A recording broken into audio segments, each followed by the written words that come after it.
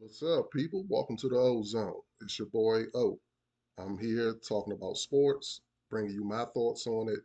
What made me start doing this podcast was a lot of my brothers keep telling me I should do one because I love sports, man. I love researching it, watching it, everything about it, especially football, basketball, boxing, and MMA. So today we're going to touch a little bit on football. Before we get started, hit that like and subscribe button. I would love to keep bringing you guys this content. All right. First up on my agenda is the Shadeur Sanders situation. I've been watching Shadeur since Jackson State. I believe he's a quarterback that can be serviceable in the NFL. I liken him to a Baker Mayfield. I think a lot of people just looking at his stature and he doesn't have a cannon arm and he doesn't, but the man is accurate. The one thing I want from my quarterback is accuracy. I don't care how hard you can throw the ball. Yes, there are going to be times where you're like, man, if he had a little bit more arm strength, he could have got it through that window, or he could have got it a little deeper. But tell me when you watching Shador, not you guys who just watch highlights. I'm talking about watching the game. Tell me how many times have you watched the game and thought to yourself, man, I wish he would have threw it. He had more arm strength. The guy's accurate and he knows how to process and go where to go with the ball. That's the most important things for a quarterback. How quickly they can process pre-snap, post-snap, and how accurately can they get the ball there, right? So I don't understand the hate that he gets. But what I really wanted to touch on was I was hoping that he would get traded from Cleveland. Uh, I know that was a little far-fetched, but the reason why is because I feel like Cleveland is just one of those franchises where you're just not going to succeed. And it starts with the owner on down to the front office and then to the coaching staff. I like Kevin Stefanski. I'm not really blaming him. But I'm thinking about franchises that just don't make the right moves, man, such as drafting two rookie quarterbacks in the same draft. To me, that I don't understand how that conversation went. Who decided this? How did we get here? Because if you drafted Dylan Gabriel before Shador, you obviously did your homework. Your scouts did their homework. They gave you a report. You went over it. You put your draft board up. You thought to yourself, man, we're going to take Dylan Gabriel. So why did you take another rookie quarterback? I don't understand that. It's the same thing that happened, and I'm a Commanders fan. Same thing when we took RG3 and then took Kirk Cousins in the same draft. It's just not good for the quarterback room. And one of the things that I constantly hear experts talk about is the continuity, the camaraderie, and how much that matters when it comes to winning. And I'm not saying it's impossible for both quarterbacks to get along with each other, being in that quarterback room together. They're professionals. They're going to help each other out. I'm sure Flacco is going to help both. But the point is, how do you develop both? Because the reps, you just both are not going to get the amount of reps they need to be successful. And I feel like franchises, man, they just sabotage players, maybe not on purpose all the time. I'm gonna take that back. It's not on purpose because you're sabotaging yourself. That's your job. The GM, he's gonna get fired if things don't work out. The coach is gonna get fired if things don't work out. You see what I'm saying? Front office people are gonna get fired, scouts, everything, when things don't work out. So I know they're not doing it on purpose, but it's just not smart, man. I don't understand what was the thinking going on there. And this is why Cleveland stays at the bottom. It was a reason why the Commanders were staying at the bottom. It starts in the front office, man. I look at the coach situation and I'm like, you drafted Anthony Richardson. You knew the young man. Come on, man. You had to watch the games. Okay? You know the history of the NFL. You know quarterbacks above all, they need them starts, man. They need them starting reps, game reps, live action, live bullets coming at them. And he didn't have enough to be ready to start for you week one of his rookie year. Why didn't you have a plan in place to sign a veteran? And I don't mean Jacoby Brissett. I mean a real veteran that could have helped you out, that could actually help you win games while the young man sits and learns, right? Why did you not sign a veteran and have this plan in place where he gets to learn from this veteran? Even if it's a veteran that's close to his skill set that can show him how to win in the NFL. Why didn't you have this already in place And now Anthony Richardson is looking like he's going to be, if he doesn't get to play this year, I don't know what's going to happen, man. They may end up cutting him, trying to trade him to somebody, and he's going to end up like a Malik Willis, where he's a backup, but you just don't know if he's ever really going to get a real legitimate shot where a franchise is behind him and hoping that, he wins for that franchise. So again, I just look at these franchises, and this is exactly why they stay at the bottom. It's no mystery. This is why fans every year after year, you're mad, after 2, 3 weeks into the season, after having so much hope in the off season, not understanding if your front office is not making the right moves, you're never going to win. I was one of those fans, man, every year, thinking this could be the year where we, do something good. Not win the Super Bowl. I wasn't one of those. I understood that you got to crawl before you walk. You got to become a playoff contender, a perennial playoff contender, before you start talking Super Bowl. Even last year with the Commanders, the success we were having, and when we got into the playoffs, I knew it still wasn't our year. Every team has to pay their dues. There is no skipping the line. You have to pay your dues, even if it's for a year, before you take that leap. Patrick Mahomes had to pay his dues when he lost to Tom Brady. Peyton Manning, we know he paid his dues before he finally got there. So you have to pay your dues and experience those losses to get you over the hump, right? But back to what I was talking about. Uh, Franchises, man, it start if you want to see success or if you think your franchise is going to be successful, look at your front office and see the moves they're making. They should be hitting on draft picks because you draft and develop guys. They should be making smart signings in the offseason, right on down to picking the right coaches. I think about the Cowboys, right? The Cowboys are constantly or in the playoff picture. They're talked about before the season. As long as they stay healthy, they're a playoff contender, right? But when it comes to being a championship contender, no one believes it because we understand that Dallas drafts well enough for them to make the playoffs, but they don't have that general, that leader at coach because Jerry just don't want one of those guys, man. We all see it. He wants a yes man. I'm not trying to, talk bad about the coaches. I'll say this: he wants a mild mannered coach. He don't want that rah rah. You know what I'm saying? Because I feel like Bill Belichick would have been perfect for them, and I'm glad they didn't sign him. I know people are down on Bill because of what happened towards the end of his tenure with New England, but give him the roster that the Cowboys had, and I think he could have made some noise with them, right? But the Cowboys, again, like I said, they don't pick the right coaches to lead the guys they have because they be having multiple Pro Bowlers, multiple All Pros at key positions, but getting the playoffs and wet the bed. So there's a reason behind that. The roster is good enough, but maybe the coach is not. Maybe the general leading the troops onto the field is not good enough, you know? So again, when you're looking at your franchise and wondering what's going to happen, start with that front office because the fish rots from the head down. Also, I want to touch on the game manager label that's placed on certain quarterbacks, namely Jalen Hurts. And I'm not don't get it twisted. I ain't up here trying to defend Jalen Hurts, but we got to be real, man. We got to call a spade a spade. Uh, all quarterbacks are game managers. That's their job. Their job is to get the ball to the playmakers and let them make plays. They're essentially the point guard of the team. So every quarterback is a game manager. Some quarterbacks are just more dynamic than others. Same thing with the NBA when you're talking about point guards. Some are just more dynamic. You got your Steph Curry, a la your Patrick Mahomes. They can do some magical stuff at times. But ultimately, in the NFL, the quarterback's job is to get them, first of all, if they've given him permission to get them into the right play, he can check out of a play based on his pre-snap reads.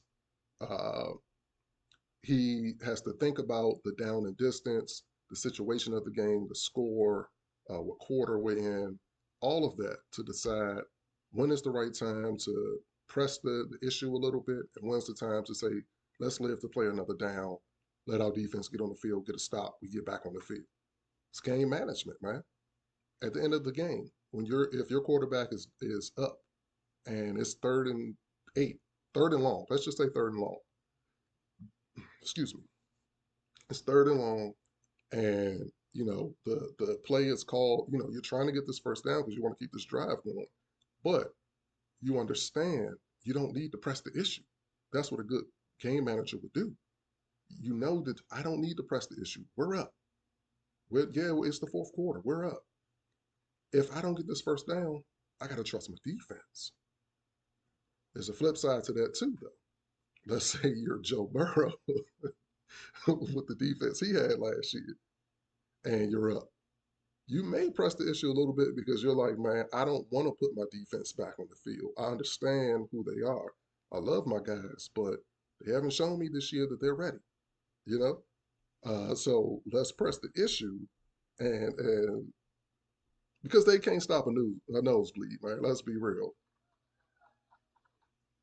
they cannot stop a nosebleed. So I see more of that this year for them. Hopefully not, because I like Joe Burrow. Jamar Chase is my second favorite player behind Patrick Mahomes, and I don't even really have favorite players. Like I don't really do that. I'm more of a team guy.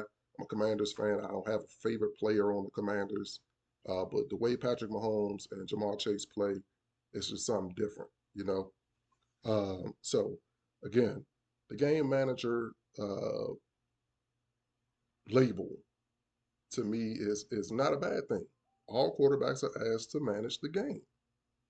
And some of that is go out there and win it. We're down. I need you to go win it now. That's game management. Or we're up. I need you to just take care of the ball. I feel like Josh Allen showed that last year. He understood, let me just take care of the ball. I'll make plays when needed. But for the most part, let me trust my guys, the people that's around me, my teammates, to help me win these games. Game management. Next up, I'm thinking about something that I was watching First Take last week, right? And I remember Stephen A. and Damian Woody, they made a comment about the Chiefs. And they were saying that, people around the league are now licking their chops and they're thinking that, man, we could do what Philly did because Philly whooped them in the Super Bowl and, they're not as tough. And they likened it to like the bully being knocked out, Now you're thinking, man, I seen them Debo get knocked out, so I could do it too.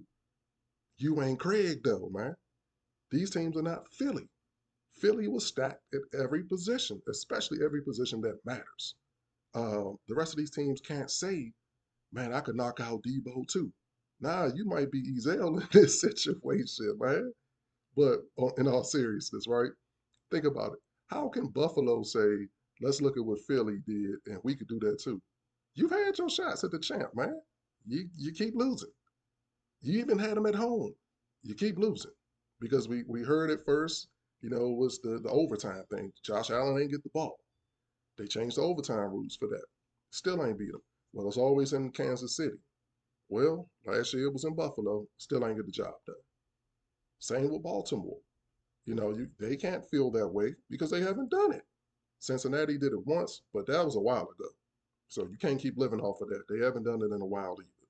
So I don't get what teams they're talking about besides Philly that can actually say, uh, man, they not as tough. And maybe if you're an NFC team, maybe if you're Detroit, you may feel that way. Maybe if you're the Rams, you may feel that way. Like, hey, man, we could rush four, get after Mahomes, drop seven, stay in our rush lanes, keep containment so he doesn't get outside the pocket or scramble for first downs. But you also got to have the athletic linebackers so that if he does scramble, you got to have the secondary that's able to man up or at least smart enough in zone to make sure guys don't get open, especially deep with the speed that they have. I'll also say this: Rashee Rice is coming back. He was having a great year before he got hurt, and I know it was early, but he was having a great year. So that Chiefs offense you saw last year is not going to be the same. I also believe Travis Kelsey is going to be better this year. A lot of people are down on him, saying he's old. He's like that old buffalo that they done shot and try to put that man out the pasture. But I'm telling you, man, he said he's refocused. And I think it's something to be said when you're constantly at the top of the mountain. You may slack a little bit. It's tough, like Marvin Hagler said, to get up and run 5 miles and you sleep in silk sheets. But I think Travis has heard all the noise. He's been working out. I think he's going to have a bounce back year too. So with him, Rasheed Rice coming back. Of course, he may not have all of his explosion because of the knee injury from last year, but you got Xavier Worthy. I really wish and I guess I shouldn't be wishing because it's not my team.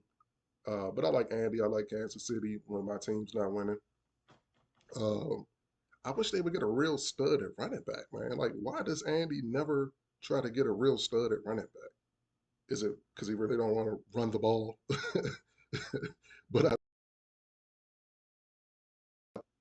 you know, but anyway, I just don't believe that the human psyche can outweigh you getting your tail whooped by Kansas City, whether it's 1 point or 10 points. I don't care. You haven't beaten them if you're in the AFC when it matters the most in the playoffs. Only NFC teams can have that thought that, hey, Philly showed the blueprint. We can do that too. Now, I'll say the teams can say that that's the blueprint, but to feel like, man, we can do it. We can do it. Man, get out of here. You've had your shots in the AFC. Not trying to hit that. Another thing I want to talk about the Giants. I know a lot of people are going to laugh, you know what I'm saying, and think it's a joke. But I think the Giants are going to be really competitive this year, man. And the reason why I say that is because of that D line. I've always been a firm believer that the game hasn't changed. You got to be able to run the ball and stop the run, but the game is won in the trenches. And looking at their D line, man, that thing is ferocious, for real. Uh, the D line with Brian Burns, Abdul Carter. I know he's a rookie, he hasn't played yet, but if you watched him in Penn State, he should be a stud. Thibodeau. People forget at Oregon he was nice. I know he hasn't, been one of those savage pass rushers in the NFL yet, but adding him to this bunch with Dexter Lawrence, oh man, I'm nervous for week 1 for my Commanders for real because that's hard to stop, man. Unless you have an elite offensive line, you're gonna have trouble with them all game long. So, and then you add in Russell Wilson. He has Malik Neighbors. Uh, I'm one of those people that believe that Scatterbo is going to be a Mike Allstott type of back. He's going to break some tough runs.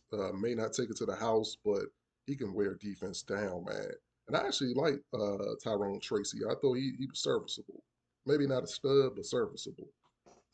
So I feel like the Giants is a team to watch out for. They're going to be very competitive. They may lose a lot of close games, but I think they're not a team that when other teams are looking at the schedule and thinking, oh, that's a win. That's going to be a dog fight because of that D line. So watch out for them.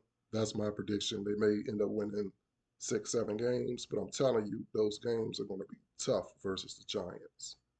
Last but not least, we signed my boy Terry. Now, I didn't want to break the bank for him, but I understood the man, what he means to our franchise. A lot of the Cowboy fans been hating this group I'm in on Facebook. DM canceled the V. They canceled Virginia because some dude did, man. I don't know. It was before my time in the group, but they damn sure canceled the V. Uh, But a lot of them, man, they was talking about he a wide receiver too, and it's crazy because they went from saying he not top 10 to, he's top 15 and maybe just top 20. So now the man ain't even top 32. He a number 2 when it's time to sign him, and that was their rationale on why he wasn't getting the deal. Soon as we sign up, now it's I'm glad y'all paid him all that money for 1,100 yards this year. Like, bro, y'all paying Dak 60 million for what? What are y'all doing? Y'all paying CD Lamb? I don't even know what his contract is, but for what? For what? To maybe get to the playoffs, maybe win one playoff game?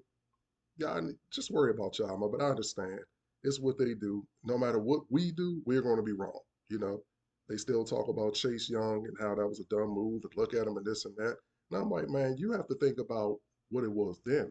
If Joe Burrow wasn't in that draft, Chase Young would have went number 1 overall.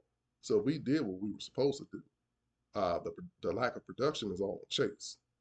Don't want to bash Chase because I was a Chase fan. I was rooting for him. I felt like he embodied physical football, man. But the stigma on him now is that he takes plays off and that he doesn't love the game. Only he knows if that's true or not, so I don't want to get into speculation. I ain't doing all that. But I'm glad we signed Terry. One of my brothers, he likes the Patriots. He was hoping that we was gonna trade him to the Patriots and help out Drake May. Done, done. Sorry, Nate. That shit done. Glad we signed him. The man, like I said, he means a lot to our franchise, and it means a lot to the locker room. He's one of the locker room leaders. You need him in there. It sends the right message to the rest of the players that if I do what I'm supposed to do, I'll get paid too. So it's bigger than just the money. And we know the salary cap goes up every year.